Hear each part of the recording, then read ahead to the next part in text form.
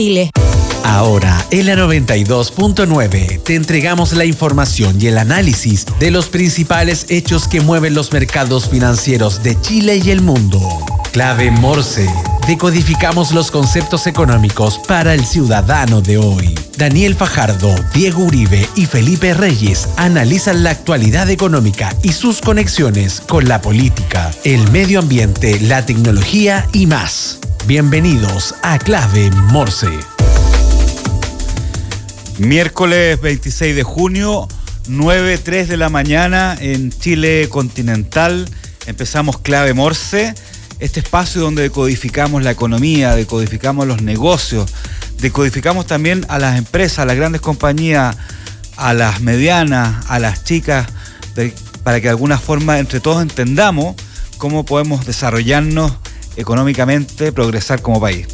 Les cuento que nos pueden seguir en nuestras redes sociales, en X y en Instagram como @Radio La Clave, en LinkedIn, especialmente en este programa de negocios de empresas. LinkedIn es una red fundamental. A través de YouTube, donde pueden seguirnos en vivo y todos los programas de Radio La Clave, y además después verlo on demand, dividido por entrevistas, con unas gráficas increíbles. Y a través de Spotify también pueden seguir este programa. Se actualiza por lo generalmente en las tardes, el programa de la mañana, en la tarde, donde lo pueden revisar. Y por supuesto, escucharnos a través del dial 92.9 FM. Vámonos con las cifras. En Clave Morse te informamos cómo parten los mercados. Indicadores económicos del día. Bueno, para que todos sepan las cifras de hoy, la UF está en 37.556,86 pesos. El dólar va subiendo en los últimos días, está en 941,11. Tema que si sigue con esta tendencia, al igual que el euro, vamos a tener que tratarlo más en concreto la próxima semana seguramente, o al final de esta, porque hace varios días que no veíamos una alza constante, al igual que el euro, que pasó los 1.000 pesos. Están en 1.005,88 pesos, con todo lo que está pasando en Europa, con las elecciones que de alguna forma influyen también en los mercados. El cobre sigue bajando un poquito también, está en 4,4. No hemos podido superar los 4,5 hace varios días también. Entonces, mientras el dólar sube, el cobre baja. Tema de reflexión. El petróleo Brent, $84,72 el barril, y el petróleo del WTI, $81,44 el barril. ¿Vamos? Las noticias que debes saber. Titulares en Clave Morse. Chile y México concluyen con éxito la modernización de su Tratado de Libre Comercio. Ambos países finalizaron exitosamente las negociaciones para modernizar su Tratado de Libre Comercio, o TLC, ampliando la cobertura de bienes y servicios, incluyendo nuevas disciplinas como comercio digital y facilitación de comercio. Esta actualización busca fortalecer las relaciones económicas y comerciales entre ambos países, fomentando el crecimiento y la competitividad en sus economías. Como todos saben, nuestro país es uno de los países que tiene más tratados de libre comercio, una economía bastante abierta. Tenemos tasas de importación y exportación en algunas partes que son cero. Y justamente también se acaba de actualizar un tratado de libre comercio con la Unión Europea estos últimos días. Así que todo esto que va sucediendo cada cierto tiempo ayuda también a la economía, mejora la confianza, las inversiones extranjeras, a pesar de que estamos en un momento complejo, pero estas son señales de ayuda y buenas señales con respecto a la economía abierta, que es nuestro modelo como país. Despidos por necesidad de la empresa aumentan en abril. En abril, los despidos por necesidad de las empresas en Chile aumentaron 18,4% respecto al mismo mes del año anterior, totalizando 43.419 desvinculaciones. En los primeros 4 meses de 2024, los despidos alcanzaron 172.200, la cifra más alta de 2020. Ojo, de 2020, o sea, en 4 años. Este incremento se relaciona con la débil recuperación del mercado laboral y la persistente informalidad en el empleo. Lo hemos hablado en clave Morse, la informalidad está como en 1/3 de las personas que laboralmente están aptas para trabajar. Y esta es una pésima cifra, o sea, 18,4% de aumento los despidos por necesidad de la empresa con respecto al año anterior. Es una mala cifra, ¿ya? Entonces esperemos que no siga aumentando ese porcentaje, y todo tiene que ver un poco cómo se va dando la economía en el segundo semestre, porque ya estamos prácticamente en el segundo semestre del año, con varias noticias que están pasando. Tuvimos noticias del IPOM el año pasado, tenemos noticias de la inflación, y estos temas pegan muy fuerte. Siempre el empleo es una de las cosas que pega más fuerte dentro de la economía. Ministro Marcel rechaza aumentar subsidio por alza de tarifa eléctrica en medio de la presión oficialista. El ministro de Hacienda, Mario Marcel, descartó incrementar el subsidio para enfrentar el alza de las tarifas eléctricas congeladas desde 2019, que entrará en vigor en julio. Pese a las intensas presiones del Partido Comunista y del Frente Amplio, Marcel sostuvo que no hay recursos adicionales disponibles y priorizó otras necesidades como la pensión garantizada universal, la PGU, la seguridad ciudadana, y la situación será evaluada por una mesa técnica constituida recientemente. Y lo que está entre líneas, obviamente, son temas como la reforma tributaria. Yo estimo que este mensaje de Marcel, que lo hemos visto otras veces también dice relación con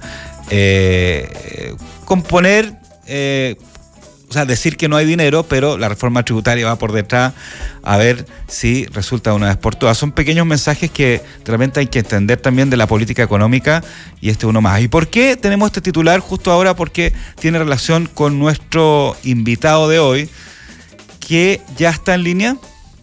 Sí, perfecto. Nuestro invitado de hoy es Luigi Ciacaluga, vamos a preguntarle si lo pronuncié bien, gerente de desarrollo y nuevos negocios de Plataforma Energía. Luigi, ¿cómo estás? Hola, ¿cómo estás? Mucho gusto. Gracias por acompañarnos en clave Morse. Ciacaluga, ¿estaba bien pronunciado, no? Ciacaluga. Ciacaluga. Ya, o sea, hay que poner el acento. ¿Ah? Ciacaluga. Sí. Ya, perfecto. Oye, Luigi, a ver, antes de meternos al tema básicamente de la alza de las tarifas de luz, que lo hemos tratado de codificar en clave Morse, explicar qué significa, qué es lo que viene, etcétera. Cuéntanos un poco qué hace Plataforma Energía, a qué se dedica. Claro, mira, en Chile el sector eléctrico desde el punto de vista de los clientes está separado en 2 segmentos. ¿Ya? Lo que se refiere a los clientes regulados, que son los que tienen una tarifa establecida, y los clientes libres, que son quienes pueden contratar y acordar un precio con su suministrador de energía directamente, ¿ya? Nosotros como Plataforma Energía, en ese sentido, lo que hacemos es intermediar esos contratos de energía a través de licitaciones, subastas en tiempo real, de manera digital, para poder acceder a la mayor competencia en beneficio de estos clientes. Eso es nuestro principal giro. También hacemos transacciones entre empresas generadoras y otros servicios adicionales. Perfecto. Los clientes libres, ¿desde cuánto se considera clientes libres? Porque un cambio hace unos años, ¿no es cierto? Y se aumentó el número de clientes libres, pero desde ¿cómo se identifica el cliente libre? Para que entienda también nuestro oyente. Mira, desde el punto de vista técnico, ¿ya? Los clientes libres son todos los que tienen una potencia conectada superior a 5.000 kilowatts, ¿ya? Pero también pueden optar, por ejemplo, clientes libres, los que están desde 500 hacia arriba. ¿Ya? Ahora, desde el punto de vista más práctico, ¿ya? Uno tiene que pensar que un cliente libre esencialmente es quien tiene facturas de energía más o menos del orden de unos 10 millones de pesos mensuales hacia arriba. Ya, perfecto. Ya. Para visualizarlo, ¿podría ser, por ejemplo, una tienda grande, digamos, para ponerlo en contexto, de que las pymes pueden también entrar a un cliente libre?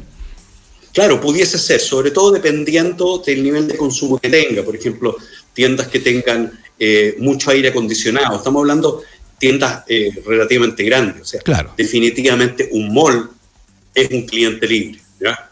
Pero probablemente un banco, ¿ya? Una sucursal de un banco no alcanza a tener consumo suficiente para ser cliente libre. Ya, perfecto. Pero sí podría ser, por ejemplo, una industria, una pyme que se dedica a fabricar hielo. ¿Ya?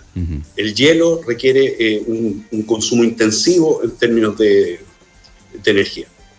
Ya, queda clarísimo y los clientes regulados son básicamente los usuarios finales, las familias, ¿no es cierto?, la mayoría de nosotros. Lo hemos explicado, pero nos gustaría que de nuevo hicieras tú un barrido de lo que sucedió con esta alza de tarifas. ¿Por qué sucede? ¿Desde cuándo comienza esto? ¿Y por qué de alguna forma se da a conocer esto en estos momentos? Bien, mira, el origen de esto parte desde el momento en que se decide por parte del gobierno congelar, ¿no? Mantener en un mismo nivel de precio desde el año 2019 las tarifas eléctricas, ¿ya? A partir de eso, luego, en ese momento se creó un fondo, ¿no? Un fondo de 1.350 millones de dólares que, de acuerdo a las proyecciones que habían, debería haber durado más, pero producto también de la alza significativa del dólar, ¿ya? Esto duró menos. Luego, en el año 2022, lo que se decide es establecer un nuevo fondo, ¿ya? Con una ley del mecanismo de protección al consumidor. Y eso mantiene nuevamente las tarifas congeladas y eso sigue progresivamente hasta que llegamos al año 2023, ¿ya? Donde ahora la deuda acumulada, principalmente hacia los generadores, ¿ya? Por parte de los clientes regulados, alcanzó una cifra del orden de los 6.000 millones de dólares. ¿Ya? Y si no se hacía nada, ¿ya? Resulta que las alzas tarifarias iban a ser una cosa brutal, ¿ya? Y ahí es donde se empieza a discutir en el Congreso esta ley de estabilización de tarifas, que finalmente fue aprobada hace algunos meses, y que empieza a liberar progresivamente la señal de precio, ¿no? La señal de tarifa. Hay varios aspectos que componen la tarifa, que es importante recordar. Esencialmente podemos dividirla en tres partes. La primera parte corresponde a lo que son los costos de la producción, de la generación de la energía. Claro. ¿Ya? Eso representa la mayor parte de una cuenta, normalmente del orden de un 60%. Después viene la componente que viene a remunerar el sistema de transmisión. Estas grandes redes que uno ve a veces cuando de alta tensión, las carreteras. La red de alta tensión. Exactamente, ¿ya? Transformadores grandes que se ven a veces dentro de la ciudad. Y eso normalmente representa para un cliente en Santiago del orden de un 10% de la factura. Y después viene la componente de distribución, que finalmente es como la última milla. Claro. La última milla, y tiene que ver con las redes y los postes que uno ve en las calles hasta que llega a los empalmes en las casas y en los comercios. ¿Ya? Por supuesto, a eso también hay que agregarle la componente del IVA. Entonces, ¿qué es lo que ocurre? Tenemos por mucho tiempo, son prácticamente un poco más de 4 años, todas las tarifas congeladas que no venían reflejando los contratos de suministro, que en algún momento se vieron tremendamente afectados por el rally de los precios de combustibles fósiles, claro, ¿no? Producto de la guerra entre Rusia y Ucrania. Que ese otro factor. ¿Perdón? Ese es otro factor que se involucra en esta ecuación. Exacto, estos efectos son multifactoriales, son muchas cosas que se dieron al mismo tiempo. Efectos asociados a la inflación norteamericana, que le pega también a los contratos en Chile. El tema del dólar, ¿ya? Pero también, ¿qué es lo que ocurre? Finalmente se discute el proyecto de ley, pero habían algunos elementos que estaban pendientes, no eran de conocimiento público, donde se ven reflejados finalmente a partir de este año valores asociados a cuánto es lo que iba a subir las tarifas de distribución, particularmente producto del decreto que venía trazado también más de 4 años. Los nuevos cargos de transmisión que se conocieron recientemente y también lo que corresponde a el informe técnico de precio de nuevos promedios de enero del año 2024 que se conoció ahora en junio. Luigi, me voy a detener un poco ahí porque hay un tema que tú mencionaste, habían ciertos elementos que no se conocían, ¿no es cierto? ¿Cuáles son esos elementos que no se conocían? Porque es verdad que la memoria a veces es frágil, pero de alguna forma uno presume o podría presumir que gran parte de la población sabía que las tarifas estaban congeladas. Puede que muchos no se hayan enterado, etcétera, pero este tema empieza a aflorar hace 3 meses, pero todos sabemos que en algún momento no iba a pasar esta cuenta. ¿Ah? Pero ¿cuáles son esos elementos que tú dices que empezaron a aparecer que no eran de conocimiento público? Claro, en términos, mira, era de conocimiento público que estaba pendiente el decreto de precio de nuevo promedio, ¿ya?, de enero del 2024, pero no se conocía cuánto era la magnitud del alza que iba a venir en ese decreto, y también estaba pendiente la actualización de los cargos de transmisión. ¿Ya? También evidentemente se sabía que estaba pendiente, pero no se conocía cuánto eran los valores. De hecho, en mayo se conoció el informe técnico preliminar, ¿ya?, que tenía de los precios de transmisión, que traían un alza del orden de un 50%. Y eso, por supuesto, iba a tener un impacto en las tarifas mayor que el que van a tener ahora, una vez que se conoce en junio el informe definitivo. ¿Ya? Y eso, ese crecimiento que antes era del orden del 50% bajó a un 34% promedio. Claro. Pero, por supuesto, depende mucho, porque aquí, como estamos hablando de los cargos de transmisión, depende mucho de cuál es la zona geográfica en que se encuentra el consumo. ¿Ya? Claro. Y particularmente, por ejemplo, los crecimientos más grandes se dan en lo que corresponde al área geográfica del sistema 3, donde ahí, para ser súper concreto, tienes ciudades como Valparaíso, Viña, La Serena. Y ahí las alzas, desde solo la componente de transmisión es sobre el 300%. Ahora, insisto con este tema, porque yo creo que es importante el tema de la información. Porque cuando uno tiene la información también puede prever ciertos temas. Entonces, esta información no se conocía antes porque no estaba disponible, no se había realizado estos cálculos o simplemente no se había dado a conocer. El cálculo no está... a ver, en el caso del informe técnico de precio nuevo, era un cálculo que venía en desarrollo.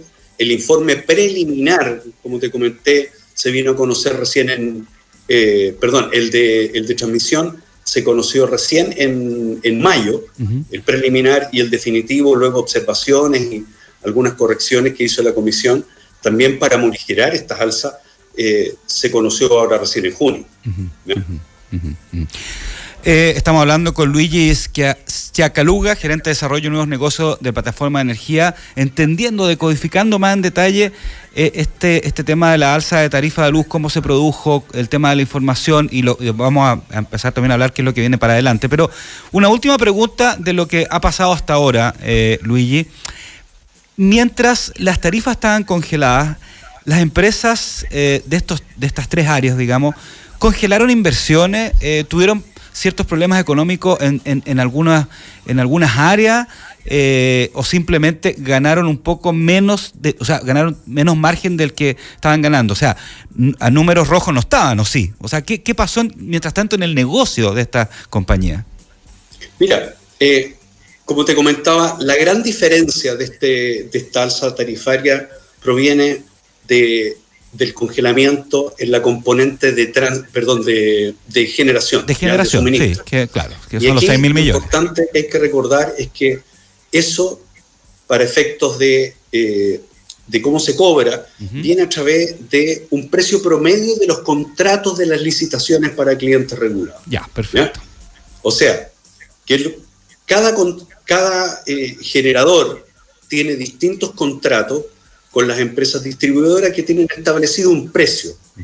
¿Ya? Y ese precio también tiene asociado ciertos indexadores. ¿Ya? Por ejemplo, la mayor parte de los contratos que están asociados o tienen respaldo de energías renovables tienen indexación solamente por el CPI norteamericano, pero contratos más antiguos, más caros, ¿ya? También tienen indexaciones que vienen asociadas a los combustibles fósiles. Yeah. Entonces, ¿qué es lo que ocurre? Se congelan las tarifas, aumenta la inflación norteamericana, aumentan los precios de los combustibles fósiles y se empieza a generar esta deuda extraordinaria. ¿Y qué es lo que pasa?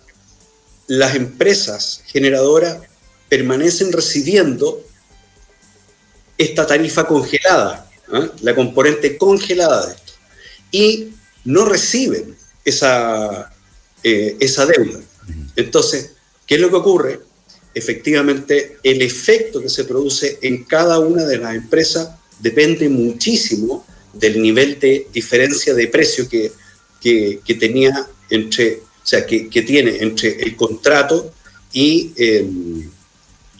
el momento en que se le congela la tarifa, claro. Y por otro lado, por supuesto, el nivel de espalda que tenga, qué tan grande puede ser soportada como un holding internacional. Entonces, la diversidad de situaciones que se da con esto es bastante grande. Hay empresas que lo han pasado muy, muy mal. Ya, vámonos ahora al momentum y a lo que viene, y enfoquémonos más también ahora a los clientes, ya que hablamos de las empresas, cómo sucedió esto, ¿no es cierto? Hoy en día estas alzas consecutivas que vienen, la primera es recuérdame, ¿de cuánto porcentaje es la primera? Mira, la primera viene ahora a partir de julio, sí. ¿Ya?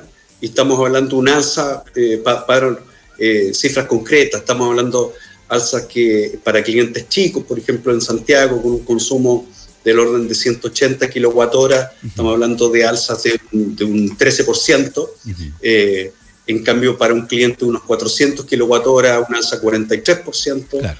35% si estamos hablando de un cliente residencial, ya ahora con consumo superior a los 500 kWh, pero también esto afecta a todo lo que compone a las pymes, claro. Todos los comercios y la industria regulada, que también va a tener en el caso de la región metropolitana una alza ahora en julio del orden del 35%.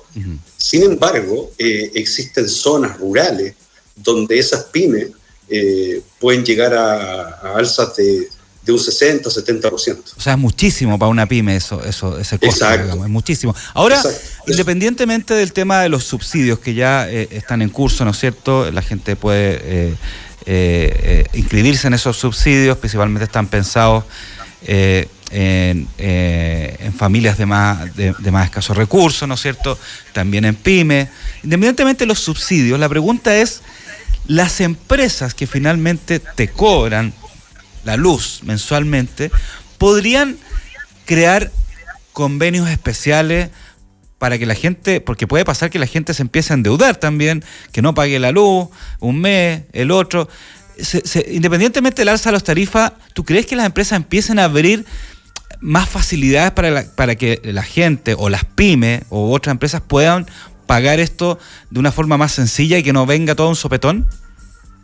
Mira, desde el punto de vista teórico, efectivamente se pudiese hacer ese tipo de cosas, pero también es complejo porque finalmente la distribuidora es la que actúa como el recaudador, ¿ya? Pero es el recaudador de una cadena de segmentos hacia atrás.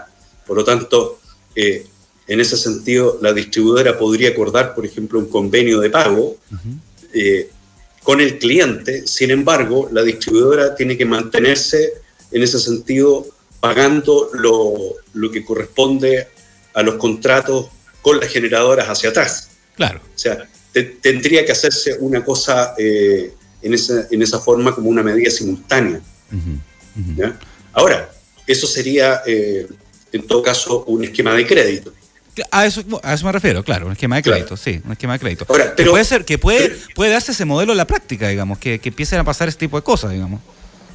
Claro, podrían darse ese tipo de cosas, pero mira, yo creo que uno de los elementos importantes es que si hoy en día está clara que viene estas alzas, y dejemos de lado por un rato la componente de los subsidios mismos, cuando tú te ves enfrentado a una alza tan drástica en términos de precio, siempre te queda al menos la posibilidad de poder gestionar el consumo, ¿no?